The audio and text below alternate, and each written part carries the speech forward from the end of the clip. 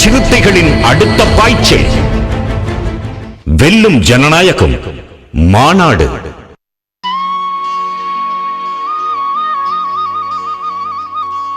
ஆயிரத்தி 1947 August 15 India சுதந்திரம் பெற்றது.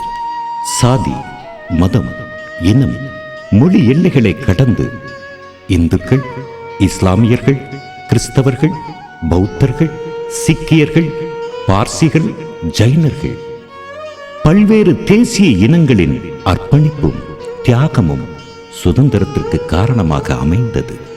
வெவ்வேறு மொழிகள், வேறுபட்ட பண்பாடுகள், மாறுபட்ட வழிபாடுகள், தனித்த அடையாளங்களோடு வாழ்ந்த தேசிய மக்களின் வேற்றுமையில் ஒற்றுமை என்கிற உணர்வால் டாக்டர் அம்பேத்கர் அவர்களால் இயற்றப்பட்ட இந்திய அரசமைப்பு சட்டம் அனைவராலும் ஏற்றுக்கொள்ளப்பட்டு 1950 ஜனவரி 26 நாள் மக்களால் மக்களுக்காக மக்களே தேர்ந்தெடுக்கும் மக்களாட்சி மலர்ந்தது. அன்றைக்கு புரட்சியாளர் அம்பேத்கர் அவர் உருவாக்கிய அரசமைப்பு சட்டத்தில் எத்தனையோ பல இன்ஃப்ளூயன்ஸ், வெளியிலிருந்து நெருக்கடிகள் இருந்தாலும் எல்லாவற்றையும் கடந்து அந்த அரசமைப்பு சட்டத்தில் மதசார்பின்மை என்பதை அதன் அடிப்படை கூறுகளில் ஒன்றாக வைத்தார். பன்முகத்தன்மையின் பரிணாமமாய் அரசமைப்பு சட்டத்தின்படி அதிகாரங்கள் பகிர்ந்தளிக்கப்பட்டது. குடியரசு இந்தியாவில் ஜவஹர்லால் நேரு, லால் பகதூர் சாஸ்திரி, அன்னை Indira Gandhi, Morarji Desai, Charan Singh, Rajiv Gandhi, V P. Singh, Chandrasekhar, PV. Narasimha Rao, Vajpayee, Deve Gowda, I. K.. Gujral, மன்மோகன் சிங் போன்ற பிரதமர்கள் அரசியல், கொள்கைகள், கோட்பாடுகள், சித்தாந்தங்கள் ஆகியவற்றில் முரண்பாடுகளை கொண்டிருந்தாலும் இந்திய அரசமைப்பு சட்டத்தை மையமாக கொண்டு ஆட்சி செய்தார்கள்.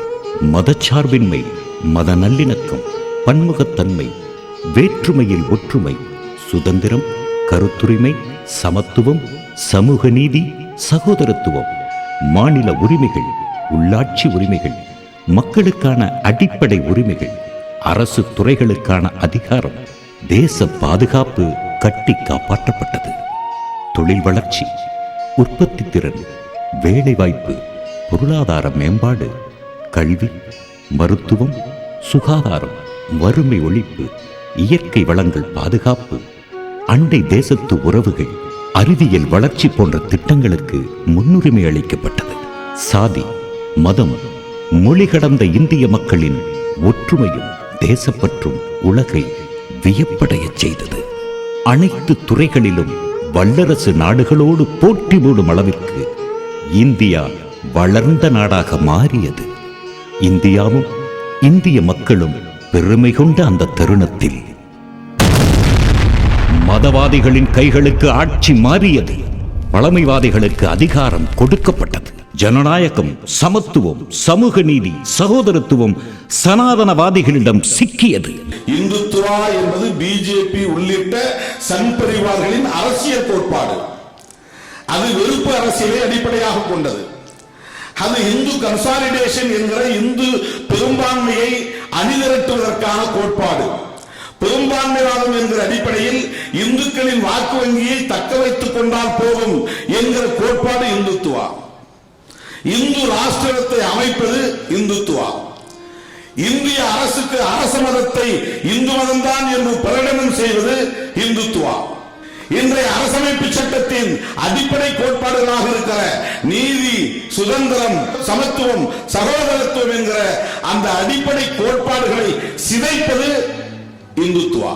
இந்தியா என்கிற அழகிய பூந்தோட்டம் சிதைய துவங்கிய நாள், இந்தியாவின் கருப்பு அத்தியாயம் எழுதப்பட்ட நாள், ஜனநாயகவாதிகளை அச்சம் கொள்ள செய்த நாள், இந்தியாவின் பேரழிவுக்கு வித்திட்ட நாள், மே 26, 2014. நாட்டை துண்டாட திட்டமிடும் RSSின் அரசியல் பிரிவு பாஜக ஆட்சி பொறுப்பேற்றது. பிரதமர் நாற்காலியில் நரேந்திர மோடி, சனாதன வெறி கொண்டவர்கள் அமைச்சர்களாக்கப்பட்டார்கள்.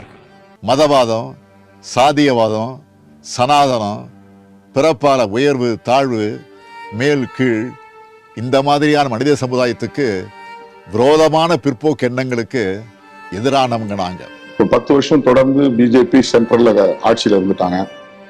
மதவெறி அரசியல் தான் வந்து அவங்களுக்கு பிரதானமா இருந்திருக்கு. கார்பரேட் நலன் தான் ரொம்ப பிரதானமா இருந்திருக்கு. ஒரு புறம் வந்து சனாதனமயமாதல், இன்னொரு புறம் கார்பரேட் மயமாதல். மற்றபடி இந்த அரசாங்கத்தை நாங்க வல்லரசாக்க போகிறோம், நாடு வந்து உலக அளவுல வந்து பெரிய வளர்ச்சி அடைய போகிறது அப்படின்லாம் வந்து அவங்க சொன்னது எதுவுமே நடக்கல.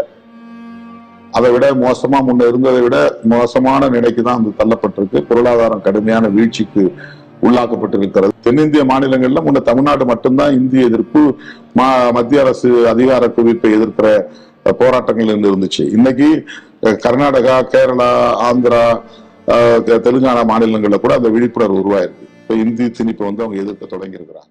தாய்நாட்டை நேசிக்கும் அன்பு உள்ளங்களே, நம் முன்னே எழுந்து நிற்கும் கேள்வி: ஜனநாயகமா, சர்வாதிகாரமா, சமத்துவமா, சனாதனமா, சுதந்திரமா, அடிமைத்தனமா, சமூக நீதியா, சமூக அநீதியா, அரசமைப்பு சட்டமா, மனுநீதி சட்டமா? பாஜகவை வீழ்த்த வேண்டும். மதச்சார்பற்ற ஜனநாயக குடியரசு நாட்டை கட்டமைக்க எழுச்சி தமிழர் டாக்டர் தொல் திருமாவளவன் அழைக்கிறார். தேசிய தலைவர்கள், தமிழக முதல்வர் உள்ளிட்ட மாநில முதல்வர்கள், சர்வாதிகாரத்துக்கு எதிரான தலைவர்கள் மற்றும் தோழமை கட்சிகளின் தலைவர்கள் பங்கேற்கும் சிறுத்தைகளின் அடுத்த பாய்ச்சல் வெல்லும் ஜனநாயகம் மாநாடு ஜனவரி 26, சிறுகனூர், திருச்சிராப்பள்ளி. எழுச்சி தமிழர் தலைமையில் அணிவகுப்போம்.